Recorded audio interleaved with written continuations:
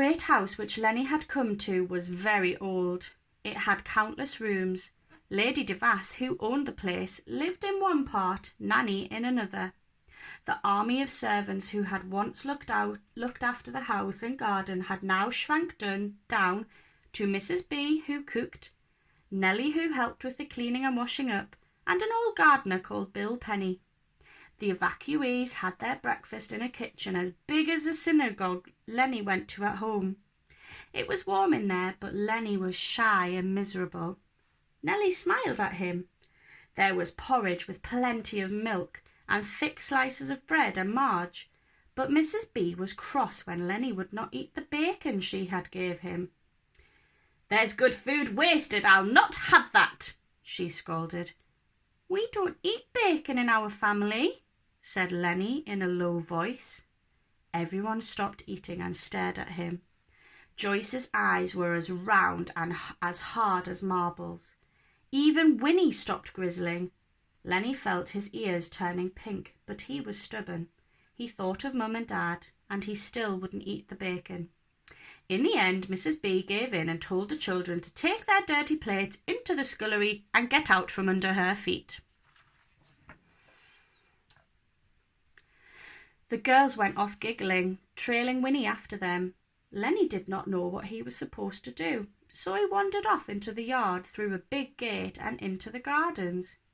He walked along paths with wide, overgrown flower beds and peeped into long greenhouses. He found a goldfish pond like the one in the park at home, but it was choked with weeds and the fish had gone. There was a summer house half hidden in ivy, and beyond it, set in a high stone wall, a wooden door. It was not the door to somebody's house, Lenny knew that. It was a garden door. He remembered hearing somewhere about a secret garden that was locked up for years and years, and nobody ever went in. Cautiously, he pushed the door open.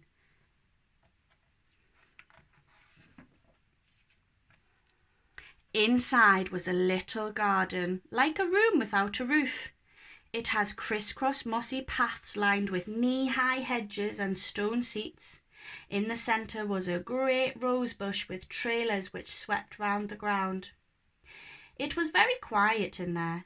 Then a bird flew up with a great clatter of wings, and Lenny saw something out the far side of the garden, high up on a pedestal by the wall. At first he thought it was something alive and watching him, but it was too still to be alive. He went over to it.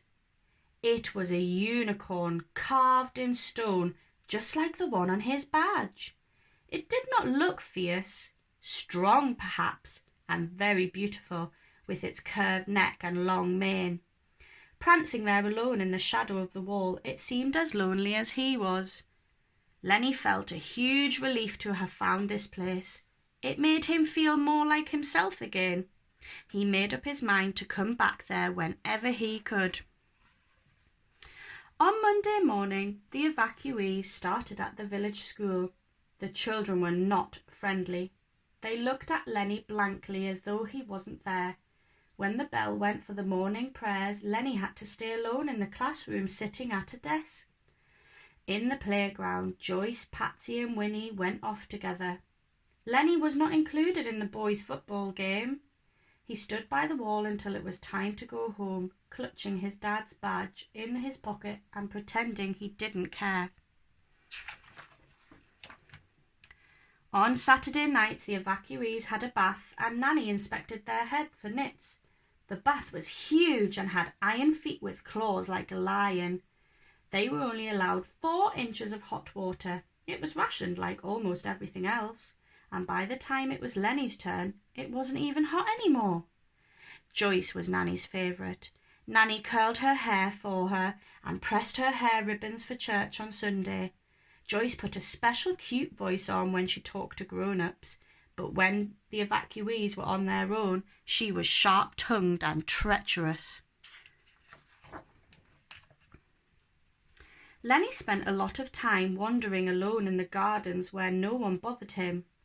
One afternoon, when he pushed open the door of the walled garden, he found somebody else there. A young man with one leg was sitting on one of the stone benches. He was wearing an old tweed jacket with patched elbows. His empty trouser leg was pinned up and his crutches were propped neatly against the bench beside him. "Hello there," said the man. "It's all right, I do live here. I'm just trying to do a bit of weeding." "Are you Bill Penny's helper?" Lenny asked. "Sort of," said the man. "I used to shoot rabbits and pigeons when they got into his vegetable garden, but I don't anymore. This is one of my favourite places." Lenny hovered by the gate, not sure what to say next. "My name's Mick," the man continued. "Don't let me having one leg bother you."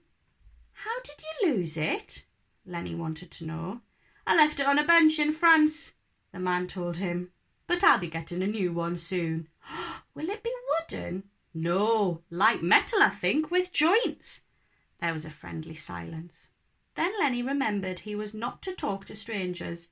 He was not sure whether, as this man lived here, he counted as a stranger or not, but he thought he had better be on the safe side. "I've got to go now," he said. Mick just waved. On wet days, Lenny sometimes followed Nellie about the house, and they chatted while she dusted and polished.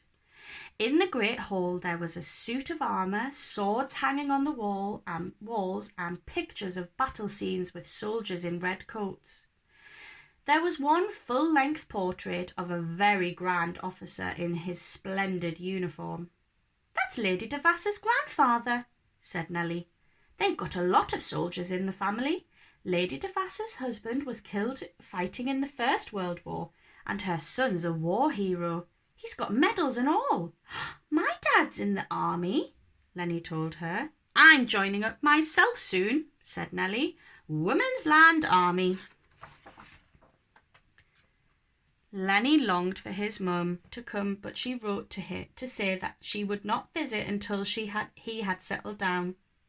She was working in a fireman's canteen. She was not a good writer and her letters were short, but she saved up her sweet ration and sent Lenny a chocolate bar now and again. Lenny saw Mick about the place sometimes, helping Bill Penny or Lady Devass, but he never came into the kitchen for his meals. "There's something been killing rabbits in the vegetable garden," said Bill one afternoon when he was supping up his tea. "Not that I mind," he added. "I'm glad of it." "A fox?" suggested Mrs. B. "No, it's never a fox, more like a big cat. It gops some pigeons too." "It'll be one of those wild cats that's living in the barn," said Mrs. B. "Very fierce they are." "Or perhaps a lion that's escaped from the zoo," said Joyce slyly, looking sideways at Lenny. "Lions kill people. They wait in the dark and spring out on you and tear your stomach out." That night, long after others had gone to sleep, Lenny lay awake, listening to the night noises outside. Far away in the dark, he thought he heard a growling, purring sound, then a shriek of an animal in pain. He got up and peeped through the curtains. Was there something prowling about? A black shadow moving along the hedge? He hurried back into bed and pulled the blankets over his head. Lenny thought about Mum and Dad a lot, hoping and hoping they were safe. He longed to see them again. At school things had got a lot worse. The boys had started to shout things at him and make fun of his name. "Lenny Levy's done a wee-wee," they jeered. "Wets his bed, don't he?" Lenny turned hot with anger and shame. It was true about the bed. It was only sometimes, and he didn't think about it at school. He didn't think anyone at school knew about it. He guessed that Joyce must have told them. Nanny was grim-faced in the mornings when she had to deal with his wet sheets, but Nellie found out and came to Lenny's rescue. "You can beat this, Lenny," she told him. "Everybody does in the end." She smuggled some spare bedclothes into the attic so that Lenny could put them on before Nanny came in the morning. She whisked away wet sheets and washed them herself, and she lent Lenny her big alarm clock. Lenny set it twice in the night, and it went off with a great clang, but the girls never woke up. The bedwetting got better. but the boys at school went on teasing. One afternoon, Mick came across Lenny sitting hunched on a bench in the walled garden and politely failed to notice his red-rimmed eyes. "Homesick?" he asked. At first, Lenny was too upset to answer. Then he blurted out all about what the boys at school had said. "It's not even true anymore. Well, hardly at all, but I don't suppose they'll ever stop saying it. I used to wet the bed when I was your age," Mick told him. "It was when they sent me away to boarding school." "Had you done something wrong?" asked Lenny. "No, they thought it would do me good," said Mick. "My father went there. It was awful. I got teased all the time. Then it started again when I was in hospital after—" He looked down where his leg used to be. "But you were grown up then," said Lenny, amazed. "Yes, and I cried a lot too. But I got through it somehow, and so will you, or my name's not Mick Devass." There was a long silence. Lenny stared at Mick. "You're the war hero," he said at last. "You've got medals for bravery. Nellie told me." "I was frightened all the time I was fighting, though," said Mick. "But I suppose you can't be brave if you're not frightened in the first place. My father was really brave, a fine officer. I'm only a private." "My dad's a private," said Lenny proudly. "He's fighting the Germans like you did. I've got his badge." "I never wanted to fight Germans or anyone else," Mick told him. "It's cruelty, bullying and oppression we're fighting against." Lenny was not quite sure what this meant, but he got the general idea. "I used to come home to this garden to see the unicorn when I was a boy in the school holidays," said Mick. "I used to long to be brave and manly and all the things they wanted me to be. But there are different kinds of courage, and I'll tell you one thing, the boys who say those things to you haven't got much. None at all, in fact." Later, when he was alone, Lenny thought a lot about what Mick had said. Gradually the bedwetting stopped altogether. Knowing a real war hero who had the same problem helped. He even forgot about prowling lions. But then something happened which was much worse.